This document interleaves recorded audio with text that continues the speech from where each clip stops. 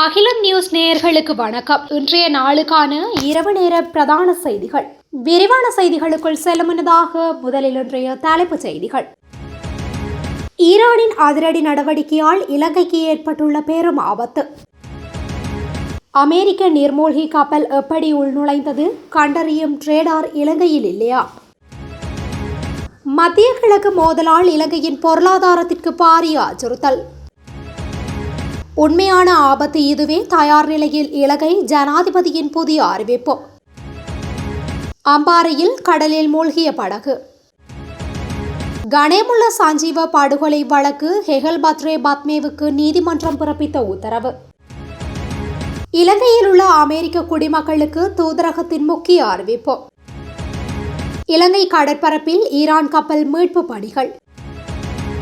Lorry மோதி உயிரிழந்த 2 பாடசாலை மாணவர்கள். இலங்கைக்குள் 3 ஈரான் கப்பல்கள், அமெரிக்க தூதரகம் கிடுக்குப்பிடி. தொடர்வன விரிவான செய்திகள். ஈரான் மீதான இஸ்ரேல் அமெரிக்க தாக்குதலை தொடர்ந்து ஹோர்முஸ் நீரிணையை ஈரான் மூடியுள்ளதால் உலகளாவிய கப்பல் போக்குவரத்து செலவுகள் அதிகரித்துள்ளதாக தெரிவிக்கப்படுகின்றது. இதனால் ஆசியாவிற்கான வர்த்தகம் முற்றாக பாதிக்கப்பட்டுள்ளது. கப்பல்களுக்கான காப்பீடு அதிகரித்து பாதை மாற்றங்கள் அதிக தாமதங்களை ஏற்படுத்துவதால் அதிகரித்து வரும் கப்பல் செலவுகளின் சுமையை இலங்கையின் இறக்குமதி மற்றும் ஏற்றுமதி துறையும் ஏற்க வேண்டிய நிலைமை ஏற்பட்டுள்ளதாக அத்தியாவசிய உணவுப் பொருட்கள் இறக்குமதியாளர்கள் மற்றும் வர்த்தகர்கள் சங்கத்தின் அதிகாரி ஒருவர் தெரிவித்துள்ளார். போர் அபாயம் காரணமாக கார்ட், ஸ்கல்ட், நார்த் ஸ்டாண்டர்ட் போன்ற காப்புறுதி நிறுவனங்கள் நேற்று முதல் போரபாய காப்புறுதியை அதிகரித்துள்ளது. உதாரணமாக $100 மில்லியன் மதிப்புள்ள ஒரு கப்பலுக்கு ஒரு பயணத்திற்கான காப்புறுதி கட்டணம் $2 லட்சம் $1 மில்லியன் அதிகரித்துள்ளது. காப்புறுதி நிறுவனங்கள் விலகிக் கொள்வதாலும் பாதுகாப்பு காரணங்களாலும் கப்பல்கள் மாற்றுப்பாதைகளில் பயணிக்கின்றன. இதனால் பொருட்கள் வந்து சேர்வதில் அதிக தாமதம் ஏற்படும் என தெரிவிக்கப்படுகின்றது. கடல்சார் காப்புறுதி இல்லாமல் வணிக கப்பல்கள் பயணிக்க முடியாது என்பதால் இந்த நிலைமை உலகளாவிய வர்த்தகத்தின் முக்கிய விடயமான கப்பல் துறையை நெருக்கடிக்குள்ளாக்கியுள்ளது. அரசாங்கத்திற்கு தெரியாமல் ஒரு வெளிநாட்டு நீர்மூழ்கி கப்பல் எவ்வாறு இலங்கையின் பிரத்யேக கடல் வலயத்திற்குள் பிரவேசிக்க முடிந்தது என்று எதிர்க்கட்சி தலைவர் சஜித் பிரேமதாச கேள்வி எழுப்பியுள்ளார். இன்றைய நாடாளுமன்ற அமர்வின் போதே அவர் மேற்கண்டவாறு கேள்வி எழுப்பியுள்ளார். மேலும் இலங்கையிலிருந்து 40 கடல் மைல் தொலைவில் ஒரு நீர்மூழ்கி கப்பல் நமது கடல் எல்லைக்கு அருகில் பிரவேசிக்கும் போது அதனை கண்டறியும் தொழில்நுட்பம் நம்மிடம் இல்லையா? அதனை கண்டறியும் ரேடார்கள் நம்மிடம் இல்லையா என்றும் எதிர்க்கட்சி தலைவர் கேள்வி எழுப்பியுள்ளார். மேலும் நமது நாட்டின் தேசிய பாதுகாப்பு மிக உயர்ந்த மட்டத்தில் இருப்பதாக சொல்லப்படும் நிலையில் நமது கடல் எல்லையை அண்மித்து ஒரு நீர்மூழ்கி கப்பல் உள்நுழைந்து மிகப்பெரிய தாக்குதலை நடத்திவிட்டு சென்றிருக்கின்றது. இந்த ஒரு சம்பவமே போதும் நம்முடைய தேசிய பாதுகாப்பு எந்த அளவில் உள்ளது என்பதை காட்டுகின்றது எனவும் சஜித் பிரேமதாச மேலும் தெரிவித்துள்ளார். அரசாங்கத்திற்கு தெரியாமல் ஒரு நீர்மூழ்கி கப்பல் எப்படி எமது கடல் எல்லைக்கருகில் வந்தது என்பது தொடர்பில் அரசாங்கம் நிச்சயம் விவரிக்க வேண்டும் என்றும் அவர் கோரிக்கை முன்வைத்துள்ளார். மத்திய கிழக்கில் நிலவும் போர் பதற்றம் உலக பொருளாதாரத்தில் கடுமையான நெருக்கடிக்கு வழிவகுக்கும் எனவும் இது இலங்கை போன்ற நாடுகளின் பொருளாதாரங்களில் பெரும் தாக்கத்தை ஏற்படுத்தும் எனவும் பொருளாதார நிபுணர்கள் எச்சரித்துள்ளனர். இது குறித்து ராஜரட்ட பல்கலைக்கழகத்தின் முகாமைத்துவ ஆய்வுகள் பீடத்தின் பேராசிரியர் பிரகீத் வீரதுங்க பல்வேறு தகவல்களை வெளியிட்டுள்ளார். மத்திய கிழக்கில் நிலவும் போர் சூழல் உலக பொருளாதாரத்தை பாதிப்பதோடு இலங்கையை போன்ற நாடுகளுக்கு பாரிய நெருக்கடியை ஏற்படுத்தும் என அவர் குறிப்பிட்டுள்ளார். நாட்டின் பொருளாதாரம் ஓரளவு ஸ்திரமடைந்துள்ளதாக கூறப்பட்டாலும் மக்களின் வாழ்க்கை தரம் இன்னும் முன்னேற்றமடையவில்லை. தற்போது பணவீக்கம் 2.3% குறைந்துள்ளது. எனினும் கையிருப்பு $4 பில்லியன் உள்ளதாக அரசு கூறினாலும் அது தற்காலிகமானதாகும். ஜனவரி தரவுகளின்படி தனிநபர் ஒருவர் தனது அடிப்படை தேவைகளை பூர்த்தி செய்ய மாதம் $16,730 அவசியமாகும். ஒரு குடும்பத்திற்கு மாதம் 70,000 தொடக்கம் 80,000 வரை வருமானம் இல்லை என்றால் தற்போதைய சூழலில் வாழ்வது கடினம். மத்திய கிழக்கு மோதல்களால் தொழில்கள் இழக்கப்பட்டால் இலங்கைக்கு கிடைக்கும் முக்கிய வருமானமான அந்நிய செலாவணி குறையும். வான்வழி போக்குவரத்து பாதிப்புகளால் சுற்றுலா பயணிகளின் வருகை குறைந்து நாட்டின் அந்நிய செலாவணி வருமானம் சரியக்கூடும். உலக சந்தையில் மசகு எண்ணெய் விலை அதிகரித்தால் இலங்கையின் எரிபொருள் விலை உயர்ந்து மின்சாரம் மற்றும் போக்குவரத்து பாதிக்கப்படும். பொருளாதாரத்தை முன்னெடுக்கும் மத்தியதர வர்க்கத்தினர் மீது சுமத்தப்பட்டுள்ள வரிப்பளு குறைக்கப்பட வேண்டும். பொருளாதார வளர்ச்சியின் பலன்கள் ஒரு சிறு கும்பலுக்கு மட்டுமே கிடைப்பதாக தரவுகள் காட்டுகின்றமை சுட்டிக்காட்டத்தக்கது. விரோதங்களை முடிவுக்கு கொண்டு வருவதற்கான ஒவ்வொரு அடியையும் ஆதரிக்க இலங்கை தயாராக உள்ளது என இலங்கை ஜனாதிபதி அனுரகுமார திசாநாயக்க அறிவுறுத்தியுள்ளார். எக்ஸ் தள 11 இன்றைய தினம் அவர் குறித்த விடயத்தை கூறியுள்ளார்.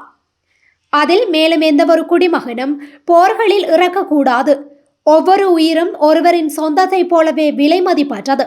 மனிதாபிமான விழுமியங்களுக்கும் உயிர்களை காப்பாற்றுவதும் எங்கள் முன்னுரிமையாக இருப்பதை உறுதி செய்யும் அதே வேளையில் எங்கள் அணிசேரா கொள்கையை நாங்கள் பெருமையுடன் பாதுகாக்கின்றோம்.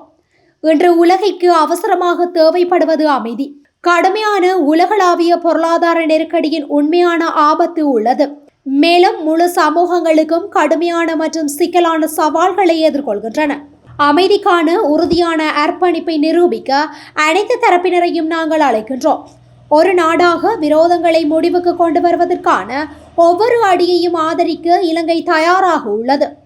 எங்கள் அனைத்து நடவடிக்கைகளையும் உயிர்களை காப்பாற்றுவதையும் மனிதநேயம் மேலோங்குவதை உறுதி செய்வதையும் நோக்கமாக கொண்டுள்ளன என அவர் சுட்டிக்காட்டியுள்ளார்.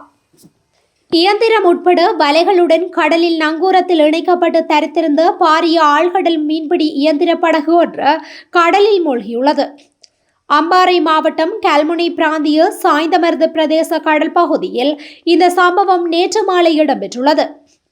குறித்த படகினை மீட்டு கடற்கரை பகுதிக்கு இழுத்து கொண்டு வருவதற்கான முயற்சிகள் பல தரப்பினரால் மேற்கொள்ளப்பட்டு வருவதாக தெரிவிக்கப்படுகின்றது.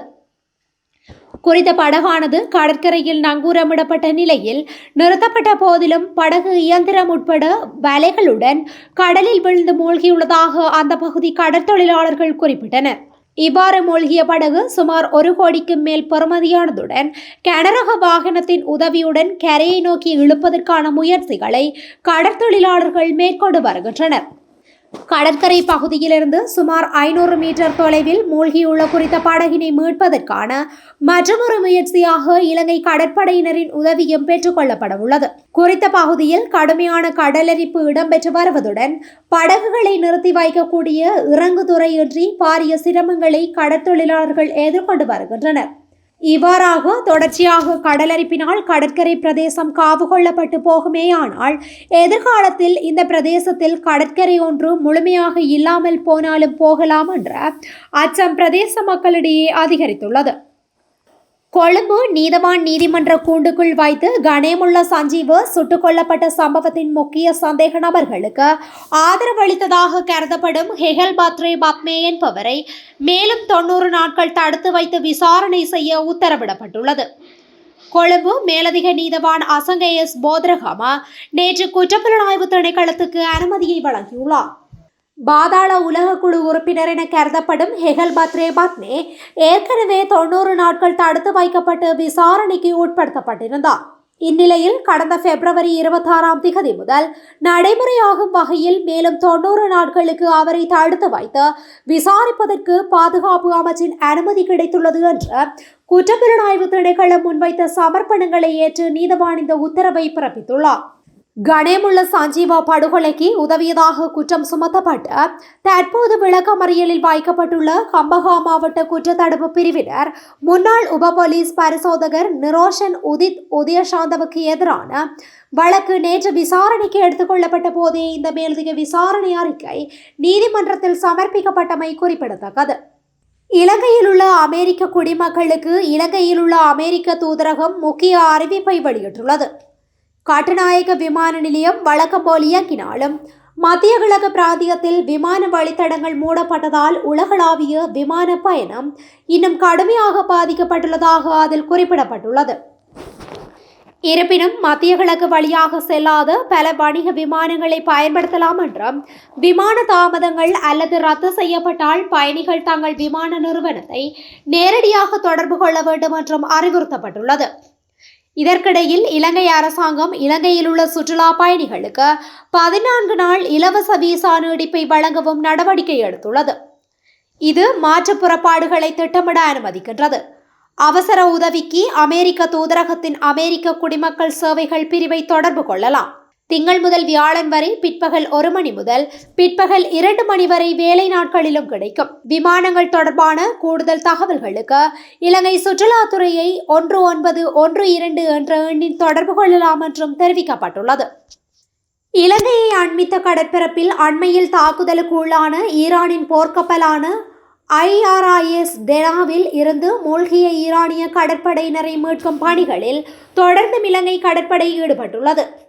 குறித்த பணிகளில் கடற்படை ஈடுபடும் காட்சிகள் தற்போது வெளியாகியுள்ளன. இலங்கையின் தெற்கு கடல் எல்லைக்கு அருகே ஈரானின் IRIS டெனா என்ற ஈரானின் போர்க்கப்பல் அமெரிக்க நீர்மூழ்கி கப்பலால் தாக்கி அளிக்கப்பட்டது. தாக்குதலில் 87க்கும் மேற்பட்டோர் உயிரிழந்துள்ள நிலையில் 32 பேர் உயிருடன் மீட்கப்பட்டு காலி கெராப்பட்டிய வைத்தியசாலையில் சிகிச்சை வழங்கப்பட்டு வருகின்றனர். இந்நிலையில் கடலில் மூழ்கி மாயமான என்ஜிஓரை தேடும் பணியில் இலங்கை கடற்படையினர் ஈடுபட்டுள்ளனர். புத்தளம், மதுரங்குழி, கடையமோட்டை, கிளமடுச்சேனை பகுதியில் லொரி ஒன்று மோதியதில் 2 பாடசாலை மாணவர்கள் உயிரிழந்துள்ளதாக போலீசார் தெரிவித்தனர். உயிரிழந்தவர்கள் தரம் 3 கல்வி கற்கும் ஆண் மாணவர்கள் என அடையாளம் காணப்பட்டுள்ளனர்.